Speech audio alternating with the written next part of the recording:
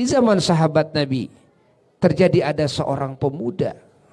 Ketika Rasulullah sallallahu alaihi wasallam lagi duduk dengan Sayyidina Abu Bakar As-Siddiq radhiyallahu ta'ala, dengan Sayyidina Umar, Sayyidina Utsman, Sayyidina Ali radhiyallahu anhu ajma'in, dan para sahabat-sahabat senior.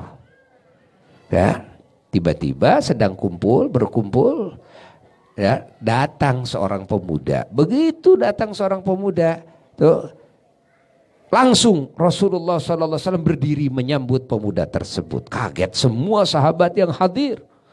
Loh, ada orang yang tidak dikenal, pemuda yang memang tidak dikenal. Ini orang mana itu kan pemuda ini, sahabat-sahabat senior semuanya nggak mengenalnya. Ini siapa ini pemuda ini? Ini malaikat, apa ini bangsa jin, apa ini manusia? Soalnya nggak kenal. Namun anehnya Rasulullah sallallahu alaihi wasallam berdiri menyambutnya.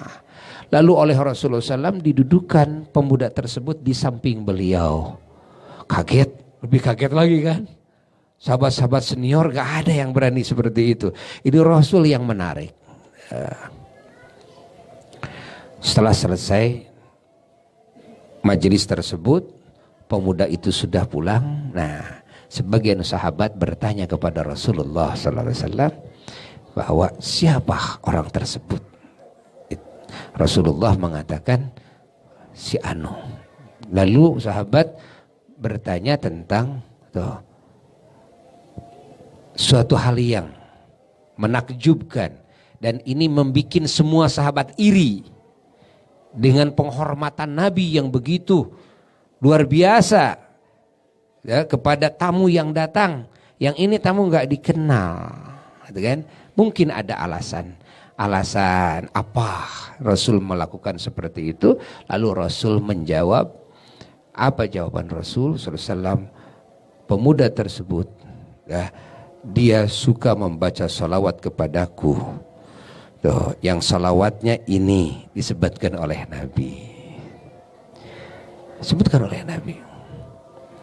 Orang lain gak ada yang tahu. Nabi tahu bahwa dia sudah suka salawat kepadanya. Nabinya masih hidup.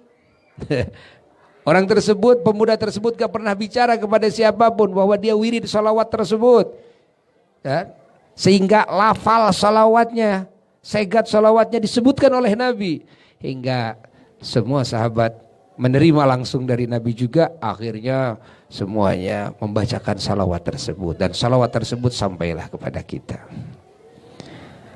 Allah. Ini keistimewaan salawat. Ada cerita lagi, ya, cerita Walidi apa dulu, ya, almarhum almaghfurlah Mama Kiai Haji Ahmad Thaha rahmatullah alaih rahmatan wasi'ah. Dulu tahun 1948 waktu pergi haji, sampai ke Madinah. Di Madinah lagi wabah penyakit gatal, ya, dokter kan belum ada seperti sekarang kan, zaman penjajahan saat itu. Semua baik warga Madinah maupun jemaah haji semua kena wabah gatal semuanya. Ya, apa ya, adalah ya, ahli salawat, ya, ahli salawat. Beliau mendapatkan ijazah salawat banyak, termasuk Dalailul Khairat dari guru-guru beliau yang Masya Allah wali-wali besar di masa itu. Diantaranya kakeknya Mama Eyang Muhammad Hasan Mustawi Bojong radhiyallahu ta'ala anhu, ayah beliau, bukan kakeknya, ayah beliau, yaitu kayak Muhammad Hasan Mustawi Bojong. Lalu guru beliau Eyang Raden Muhammad Kurdi Cibabat radhiyallahu ta'ala anhu, dan guru beliau Eyang Muhammad Zarkashi Cibaduyut Syaikhus Syuyuh radhiyallahu ta'ala anhu, dan guru beliau Eyang Ahmad Zakaria Rende, Mama Eyang Rende yang masyhur karomahnya. Ini yang mengijazahkan salawat kepada beliau, termasuk Dalailul Khairat. Dan ijazah Dalailul Khairat sangat dekat sekali kepada Al-Imam Jazulinya yang menyusun kitab Dalail, sangat dekat sekali. Itu. Nah, beliau wirid salawat. Nggak kuat menahan gatel. Itu terjadi malam Jumat. Apalagi punya wudhu, salawat. Menangis beliau, saking nggak kuat menahan gatel. Ini kulit sudah rusak. Akhirnya begitu beliau lagi salawat, lagi nangis, ngantuk, bermimpi. Lagi duduk nih, bermimpilah. Di Madinah nih. Beliau cerita kepada Buya. Bermimpi. Mimpi ada satu orang yang datang. Ngomongnya bahasa Sunda. Ngomongnya bahasa Sunda. Katanya. Itu yang datang. Toha katanya. Anjeun ayana keneh disaur ku Rasulullah sallallahu alaihi wasallam. Yuk, ku kami diantar. Gitu. Langsung segera, ini dalam mimpi nih. Segera. Berangkat ditemani oleh utusan Rasulullah itu. Dan Rasulullah meminta kepada Walidi untuk datang. Katanya dipanggil oleh Rasulullah SAW. Masuklah ke Masjid Nabawi. Penuh Masjid Nabawi.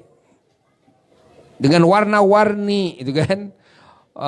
Jenis dan bangsa. Wajah-wajah manusia yang hadir. Penuh. Tapi katanya bisa masuk karena ada yang bawa itu. Bisa masuk sampai di depan makomnya Rasulullah sallallahu alaihi wasallam.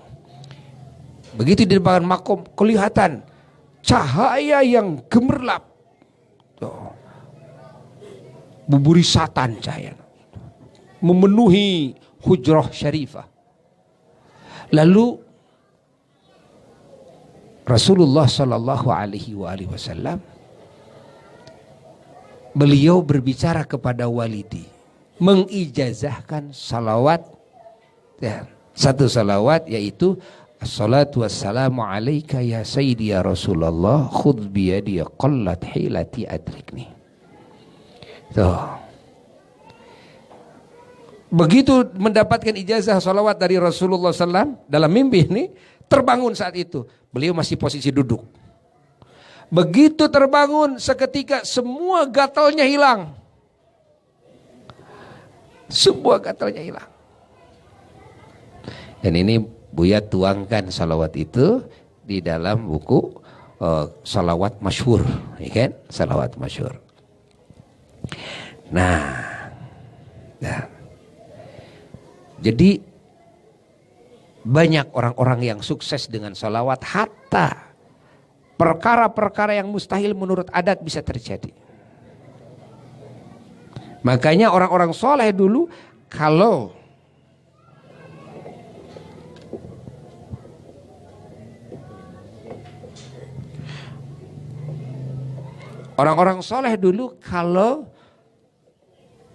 menemukan permasalahan dalam hidup yang sulit, solusinya cepat kembali kepada salawat. Itu kebiasaan orang-orang saleh dari dulu. Suatu hari Mama Eyang Cibabat, waliullah, gurunya apa menceritakan ketika beliau mesantren di Mama Eyang Raden Muhammad Kurdi Cibabat radhiyallahu taala anhu.